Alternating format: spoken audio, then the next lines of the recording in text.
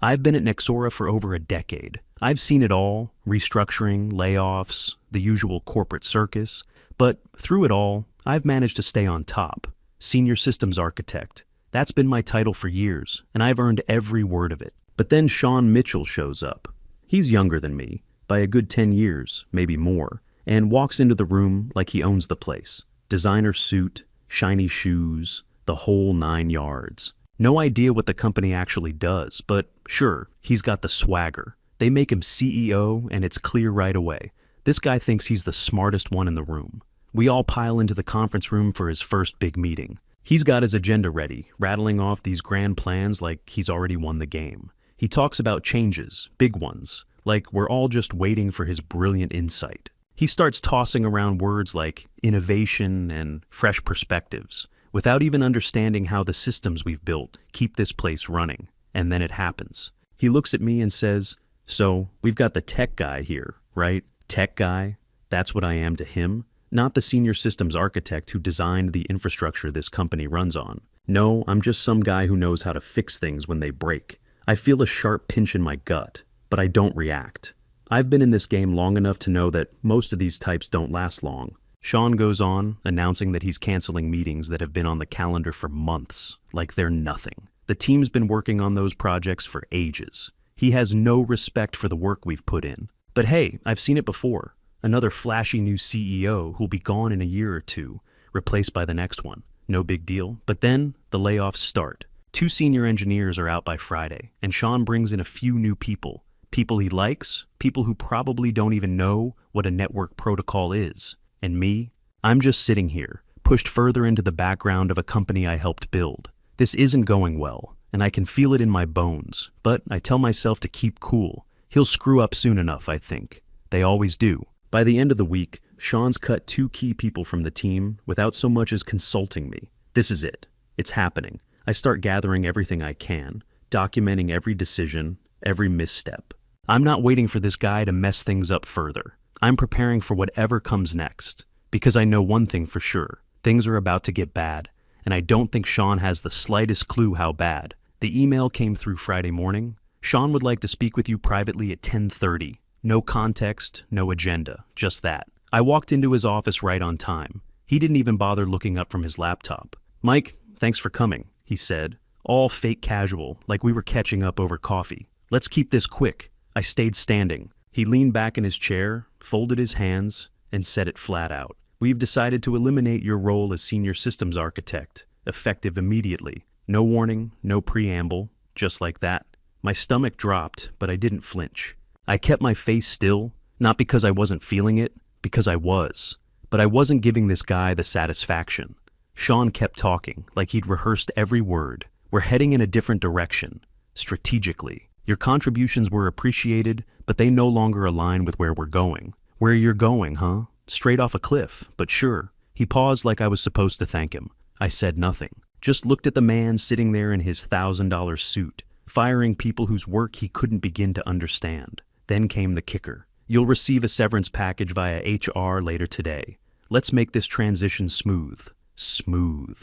I almost laughed. This man had no clue what I actually did here. None. He didn't even know the system he was about to cripple. But instead of unloading on him, I nodded once, walked over, and held out my hand. He shook it like it meant something. The gesture felt hollow as hell, but I knew how this game worked. Optics. I wasn't going to give him any ammo. I turned and walked out. Didn't say a word. My mind was already moving. They'd just fired the one person holding the keys to the machine.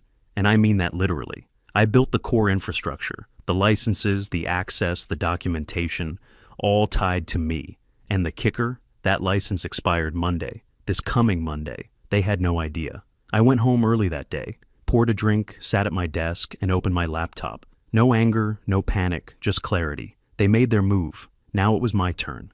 I drafted the email carefully, straight to the legal department. No fluff. Subject: licensing term.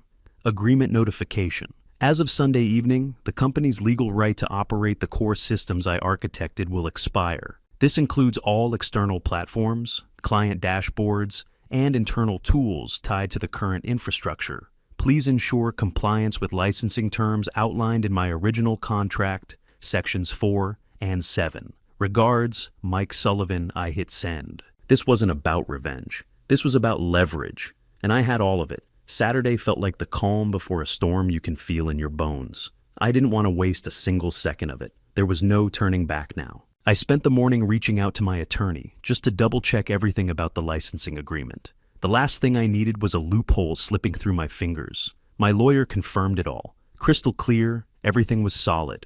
The company had no legal right to access the systems after midnight on Sunday. They were running out of time. Sunday afternoon, the calls started coming in. HR wanted clarification on the severance package, some weird questions about the contract details. I didn't pick up. No point. I'd already made my move, and there was nothing more to discuss. I opened my laptop one last time and checked my email. Subject: Mike, we need to talk. It was from Sean. Of course. He wanted to meet.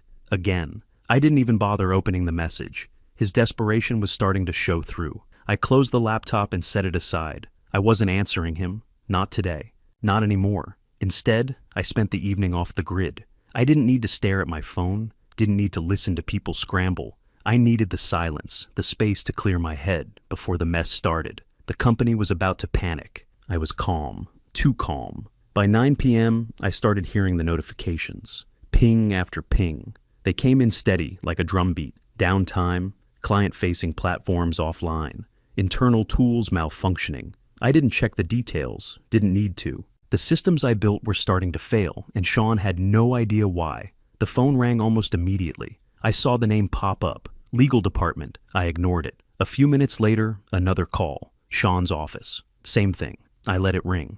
I could almost hear the panic setting in. Even from here, the company that had fired me less than 48 hours ago was now depending on me, and they were desperate. But I wasn't about to fix their mess without something in return. I knew exactly what they were going to do next, and it wasn't going to be pretty. Still, I wasn't worried. This was the plan, and it was working exactly as I'd hoped. Monday morning hit like a slap in the face. My inbox was a disaster, flooded with emails about system outages. Client dashboards down, internal tools not working. It felt almost too perfect, like the universe had decided to hand me the exact moment they'd been asking for. Then my phone buzzed. A text from Nate. He worked in product development, and I hadn't talked to him in a while. Mike, what the hell is going on? Everyone's freaking out. Full crisis mode. No one can figure out why the systems are offline. I couldn't help but smile a little. Nate had always been a smart guy, but he was on the wrong side of this one. A moment later, my phone rang. Sean's name lit up the screen. I answered, knowing exactly what was coming. Mike, he said, his tone too calm for someone in full panic mode. What's happening? Why are all the systems down? I leaned back in my chair and said it flatly without any emotion. You can't run this company without the system I built. There was silence on the other end, then he stumbled over his words. Mike, look, I never got any documentation about the licensing agreement. You should have... Stop playing games, I cut him off. I sent you an email 2 days ago. You got it. You just didn't care enough to read it. I could hear him shifting in his chair, probably looking for some way to shift blame. Okay, he said, trying to sound reasonable. Look, we need you. Come back as a consultant. We'll sort this out. I paused for a second, letting him sweat it out. I'll come back, but it's not going to be on your terms anymore. My voice was steady, but my mind was already calculating. I'll negotiate a new deal, but you're going to pay a hell of a lot more than you expect. There was a long pause. Sean didn't like being cornered. I could tell by the way he was fumbling for words. Before he could say anything else, my phone buzzed again. This time, it was Nate. I ignored it, letting the tension build in Sean's voice. You don't get it, Mike, he said, almost pleading now. Please just come back. The systems are failing and we need you. I'm not helping unless we agree on my terms, I said, calm as ever. No deal, no help. Simple as that. There was more silence from Sean's side. I could almost hear his mind racing, trying to figure out how to crawl out of the mess he'd created. Meanwhile, the company was spiraling, and I was holding the keys. I wasn't angry, not yet, but I was sure as hell enjoying this power. It was all in my hands now. The clock was ticking, and I wasn't backing down. I walked into the legal department's conference room at 10 a.m. Sharp. The tension hit me as soon as I crossed the threshold. There was no mistaking it. The table was set, but Sean wasn't there. I didn't expect him to be. This was his mess, but he was too busy hiding behind the legal team now. The room was full of the usual suspects, 2 or 3 higher-ups from legal, a couple of executives trying to keep their heads down. probably wondering how they'd ended up here. Everyone was trying to play nice, exchanging fake pleasantries like nothing was wrong. But I didn't waste time with pleasantries. I came for one reason, and they knew it. I pulled out the chair, sat down, and got straight to it. "Here's the deal I'm offering," I said, leaning forward slightly. $1 million for the next year. You'll get regular updates on the system, and a public acknowledgement of my role in building it. A few of them blinked, trying to hide their surprise. But the general counsel, mid-50s, thin-lipped, and dressed like he'd just come from a golf course, leaned forward. "Mike, with all due respect, that's a bit steep. We can't justify a figure like that."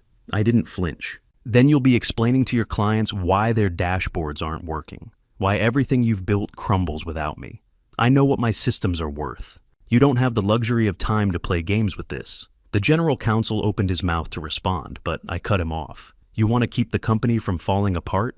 You'll meet my terms." The room went quiet. I could feel the weight of their stares, but I held my ground. I knew what I had, and I wasn't about to let them lowball me. Not now. A young woman in the back, Dana from legal, cleared her throat. "What if we offer $500,000 for 6 months instead? We could work on a longer-term deal once we've stabilized things." I couldn't help but laugh. "That's not even close," I said, shaking my head. "Not for what you're asking me to fix. If you want to save your reputation, your clients, your stock, hell, even your careers, you'll have to pay more than that." There was another long silence.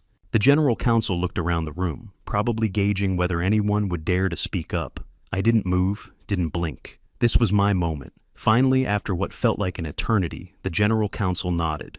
"All right, Mike, we'll meet your price, but there will be some adjustments." He glanced toward the door like Sean was going to come running in any second. "We'll need to keep Sean's ego intact." I resisted the urge to roll my eyes. "Fine, but you know the deal. No adjustments without my consent." They all agreed, reluctantly, but I could tell they knew they had no other option. As they shuffled their papers, Dana shot me a look, somewhere between respect and desperation. I knew this wasn't over, but it was a damn good start, and I'd won the first round.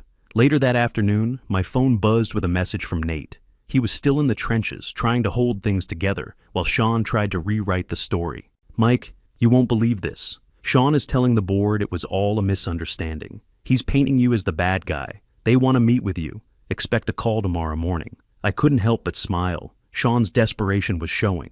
But I wasn't worried. I had the paper trail, and I knew exactly what I was walking into. The next morning, I got the call. They wanted me in the boardroom at 10 p.m. Sean would be there too. I didn't know what to expect, but one thing was clear. I wasn't the dismissed employee anymore. I was the guy with the answers. I walked into the boardroom feeling steady. Sean was already there, looking like he'd aged 5 years overnight. His shoulders were stiff, his face tight with tension.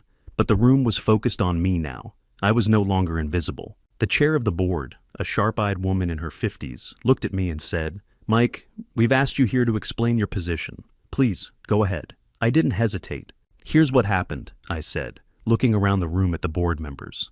"Sean came in, thought he knew everything, and didn't bother to learn about the systems that run this company. He didn't respect the people who built them, and worse, he didn't check the legal terms before firing me. That's why we're here." Sean opened his mouth to speak, but I cut him off. "You can save your excuses," I said, my voice steady. "The systems are still running only because of the work I did. Without me, you're done. And I'm not playing the blame game with you. This is on you." The room was quiet. You could feel the tension hanging in the air. Sean looked like he wanted to argue, but he didn't. After a long silence, the chair of the board nodded. "Thank you for your insight, Mike. We need to deliberate. Please step outside while we discuss the matter." I stood up, my mind clear. I wasn't here for revenge. I was here to make sure the company got the leadership it deserved.